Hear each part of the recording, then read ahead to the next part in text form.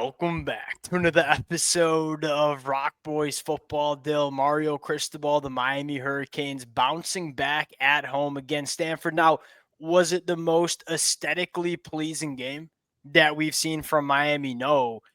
Dominant on the defensive side of the football. After that first drive, 70 total yards gained for Stanford. Look, there will be people in the comment section that get down there and say, well, it was against a really bad Stanford offense. That is true. 70 yards in 3.5 quarters. That's hard to do against any team, period. And know what it tells me the most about this defense still? Really disciplined, not making mistakes, not giving you anything easy. If you were to ask me right now, what was the most impactful hire that we saw in the offseason?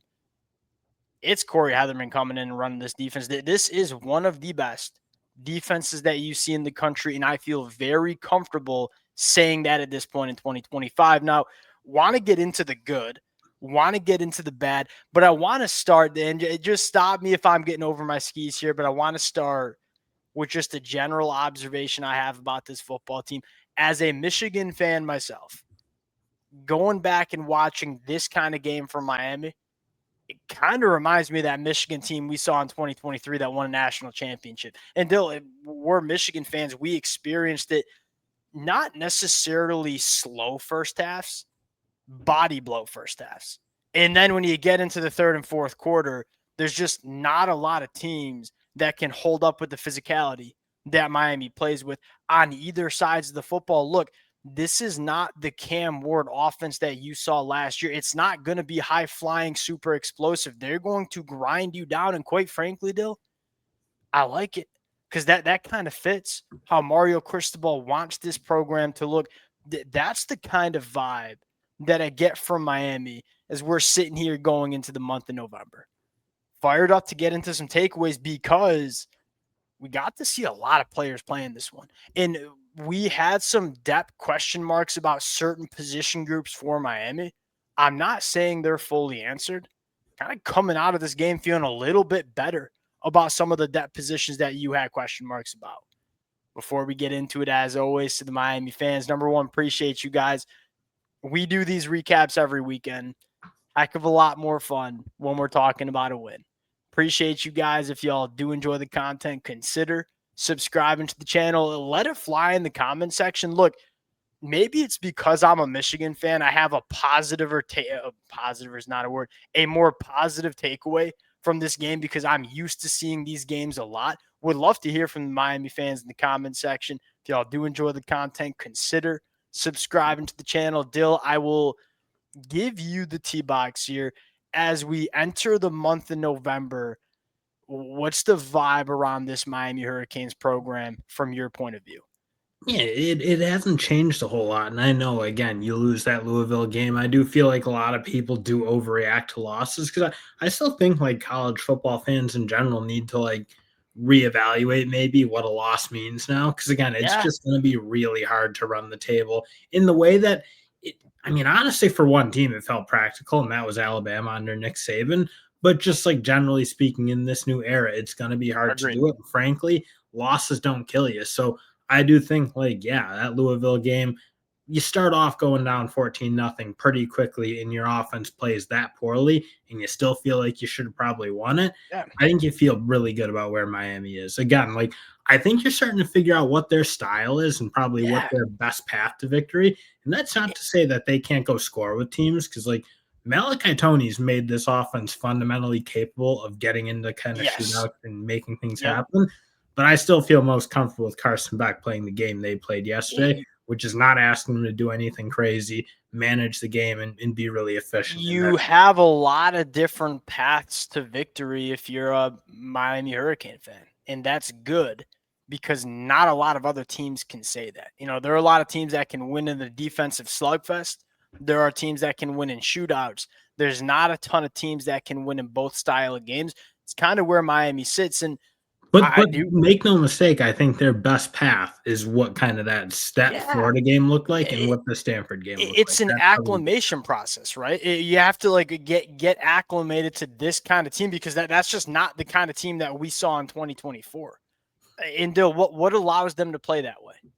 Because look, I got concerns that I still want to talk about specifically on offense, but what allows them to play this style of game is having a freaking dominant defense still. I mean, down one of your best players in Akeem Mesidor.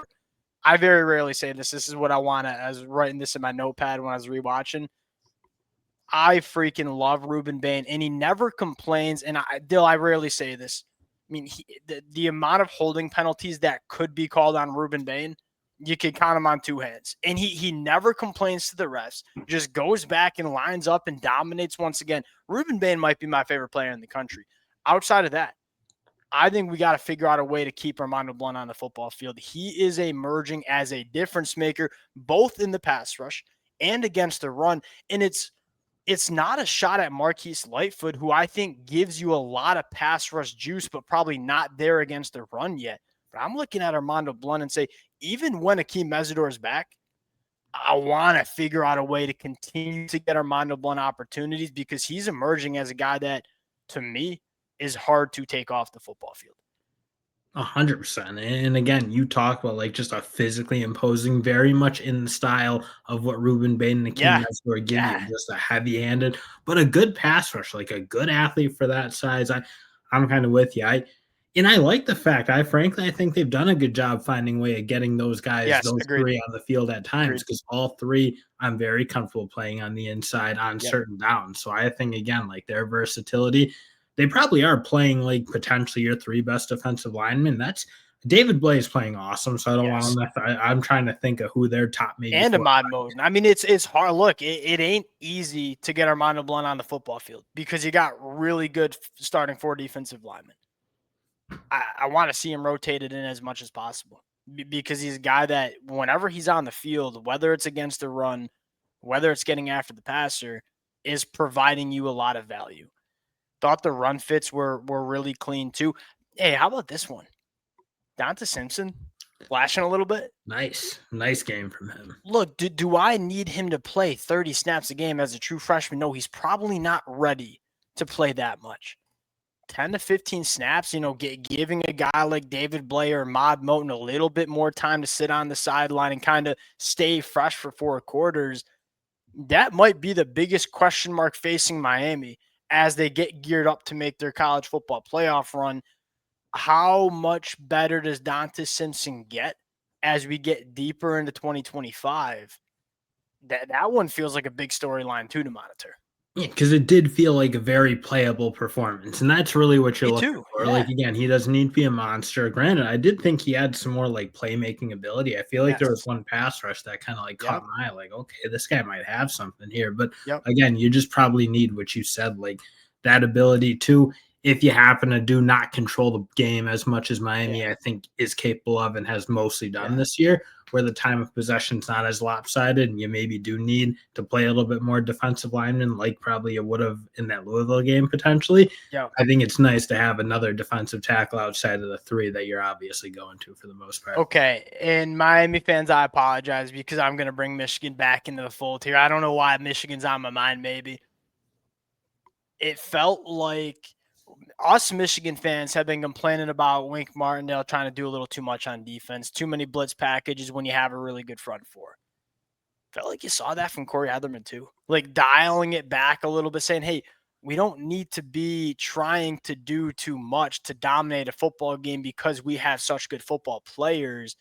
When I look at that front four, we don't need to be sending 5 or 6 guys. Like, we can manufacture and affect the quarterback with our front four. You saw Corey Heatherman dial back a little bit less in the last 3 quarters, and I thought that helped that Miami defense as well. It's a really, really good unit. And again, Stanford is not a very good offense.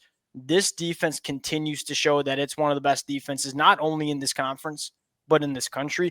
And it's going to give you the opportunity to be in every single game you play. Miami's offense. Do you want to start with the negative, the bad? I feel like the run game still feels a little bit stale, man. And here's the storyline. I compared them to Michigan in the beginning. This is where I see Michigan come out, where it's you're running the football and you got to be disciplined doing it. Not every run's going to pop, right? Body blows. Test, especially in the Dill. Now, I'm sorry, I'm rambling a little bit here. Be patient with me. In this era of the sport, there are not a lot of defensive lines that have adequate depth. if you can just establish that ground game, 3 yards, 4 yards, 3 yards, moving the chains, wear these defenses out. There's not a lot of defensive lines on Miami's schedule that can deal with that kind of run game for 4 quarters. Maybe it doesn't pop in the first two, but the floodgates eventually open. We saw that every single game from Michigan in 2023. That's kind of what you felt like you saw against Stanford. Quite frankly, very similar to what we saw against Florida as well a couple of weeks back. Just wearing teams down. There's not a lot of teams that can deal with that kind of rushing attack for 4 quarters of a football game. Yeah, and that's where I think you go back to the Louisville loss. It felt like at times like Yeah. Miami struggled to stick with it, and they were throwing the ball a lot, and they were Yep. turning it over. Like again, I don't mean to like make that more of it than it was. Like I don't think it's like a Yeah. broken system, Yeah. if you will. But you certainly notice when you turn the ball over early that that prevents Miami from really getting into their game, if you will. And I do Agreed. think Miami's game, like, yeah, Mark Fletcher, he clearly broke that Stanford team by the second half. I Yes. really thought he started to dominate and churn it up a little bit. That is not a bad way of it looking for this Miami team, especially because he can play defense at the level they're playing defense. Yeah. Sure. Is the exact kind of back you want for this Miami. He's a guy that gets better as the 4 quarters go on. He's just, you don't want to tackle that cat 20 plus times a game. I liked what Shannon Dawson did with Carson Beck. It was obviously a really bad game. One of the worst Carson Beck games we've seen from him in his career, right? He's played a lot of football. All right, we come out against Stanford. We ain't going to ask you to do a ton, right? He was, 21 to 28 for $189. Couple of drops. I thought here's the thing that stood out to me the most still. Average time to throw was 2.05 seconds. And Shannon Dawson was like, hey, we're just going to give you some quick, easy decisions. Get our football to our playmakers in space and let guys like Malachi Tony do the rest, because when you get the football in this kid's space, he's going to be a difference maker. I felt like Shannon Dawson did a really good job getting Carson back into that rhythm and getting him back to the quarterback we know he can be, to go out and be the quarterback that Miami can win a national championship with.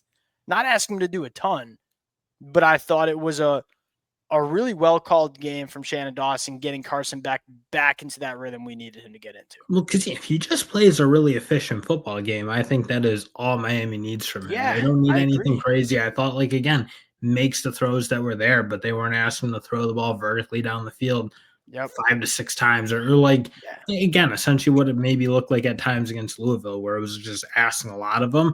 I think that like clean, efficient game from Carson Beck, that took what it looked like against Notre Dame. That's pretty much what I'd want pretty much every game, I And think. I think you can ask him to do that at times, right? But you don't have to treat him like Cam Ward. He doesn't have to wear the Superman cape every single drive, because you got other ways you can move the football. And you got a defense that's like Yeah, awesome. that you can lean on. I would very much agree. Do you want James Brockermeyer in the run game? Just kind of get moved around a little bit. Got to play better. Yeah, but here's the thing: is how much is better. He's a fifth-year guy. He's played a decent amount of football. I want to see more help. I want to see him getting more to combo blocks. When you put a nose right in front of him and you ask him just do a base block, it's just not his game. He's not a huge guy. He doesn't have a ton of horsepower. He's really good in pass protection, right? That's why Miami brought him in, is like that fifth-year senior that can kind of be the glue guy at the center position. I want to see some more combo blocks. Like, let Inez Cooper work some double teams with James Brockermeyer. Let James Brockermeyer work up to the second level, because he's very good at that too. Climbing to the second level, getting ahead on the linebacker. And again, the run game feels a little bit stale at times, right? And we'll see if Miami can add some wrinkles into the run game to be a little bit more explosive, be a little bit more effective. But again, thought you saw them kind of just wear Stanford down, kind of doing what they do. I like spitting the ball out into space too. Sorry, I got some notes I got to get off my chest, right? You're going to see heavy boxes, right? It's no secret that there's a lot of teams that are going to walk in safeties because they want to try to deal with this rushing attack space, attack numbers, right? Carson Beck, quick game to Malachi Tony in the perimeter, let him do the rest. You saw them work that into it. It's essentially the run, right? Like that quick game to the perimeter is essentially, kind of some run your attacking space outside. I like that too. Any other takes you want to get off your chest before we round this one out? No, I think essentially that's the type of game I Yeah. think you feel really comfortable Miami playing. Yeah. I think that was their game. Again, maybe you'd like to see their offense get off to a slightly hotter Yeah, start than that. agreed. It But at the end of the That's day, I'm pretty important, Dill. comfortable them playing that way. That's really important because we talk about how Miami wants to play. It's important that you get a lead early so you can play the way you want to play. It ain't this team is not going to be that high flying team we saw last year. It's going to be a lot more. I mean, you had almost 40 minutes of time possession. That's how Mario Cristobal wants to look. It's not going to be flashy. You're putting on your hard hat and you're going to work. Boring is good for Miami. You keep doing the boring 142-7. All right, we'll close it out there. Appreciate you guys. If y'all do enjoy the content, consider subscribing to the channel. We'll talk to y'all later. Peace.